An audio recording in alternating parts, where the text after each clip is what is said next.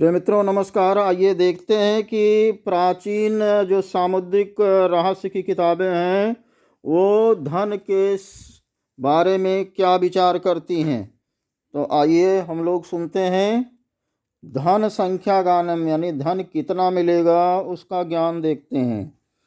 प्राचीन जो सामुद्रिक रहस्य वो कहते हैं शतम सहस्रम लक्षम वा कोटिर्दधुर्थ कर्ममं मीनादयः करे अस्पष्टा छिन्ना भिन्नादयो अल्पदा मत्स्य शतं बीजानीयात् मकरे तु सहस्रकमं पद्ये लक्षे स्वरधृति संख्ये कोटिस्वरो भवेत्।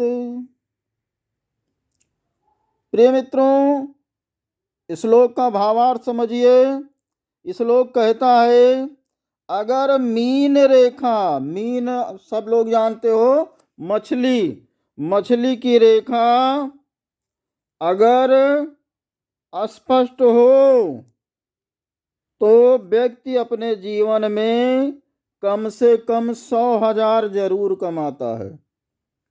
कितना? कम से कम 100,000 कमाता है। और अगर कमल की रेखा अस्पष्ट हो तो वो कम से कम 100 लाख कमाता है। और वहीं पे अगर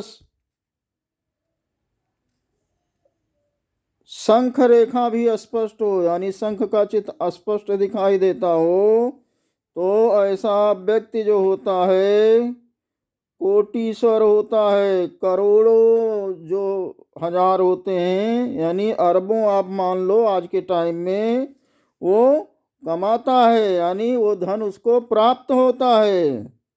और ये रेखा अगर बनी है और कहीं से भी छिन्न भिन्न है यानी अस्पष्ट नहीं है तो धन कम हो जाता है यानी अल्प धन देती है। तो इस तरह से आपने देखा कि मछली की रेखा अगर स्पष्ट है तो भी वो कम से कम आपको लाखों में, कई लाखों में धन संपदा दे सकती है। कमल की रेखा अगर स्पष्ट है तो आप कई लाखों में धन कमा सकते हो यानी करोड़ों में कमा सकते हो। लेकिन अगर शंख रेखा भी स्पष्ट बनी हुई है तो आप अरबों रुपया अवश्य कमाओगे। ऐसा जो है प्राचीन जो सामुद्रिक रहस्य की किताबें हैं उनका कहना है। चलिए इसी में एक श्लोक और हम लोग जोड़ते हैं। अथ श्री चक्रवर्ती लक्षणम आतपत्रं करेयस्य दंडेन सहितो भवेत् ध्वजो वा द्विचामरयुक्तं चक्रवर्ती स जायते।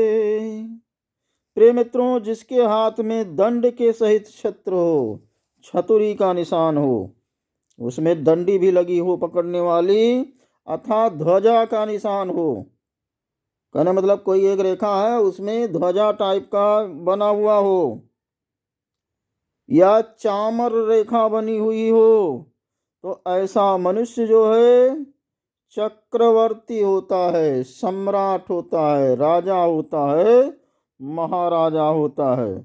तो इस तरह से आपने ये देखा कि अगर किसी के पाम में छाता दिखाई देता हो या ध्वजा दिखाई देती हो, ध्वज रेखा बनी हुई हो या कमल या मछली का चिन्ह बना हुआ हो या शंख का चिन्ह बना हुआ हो तो ऐसा व्यक्ति कभी भी गरीब नहीं रहता है।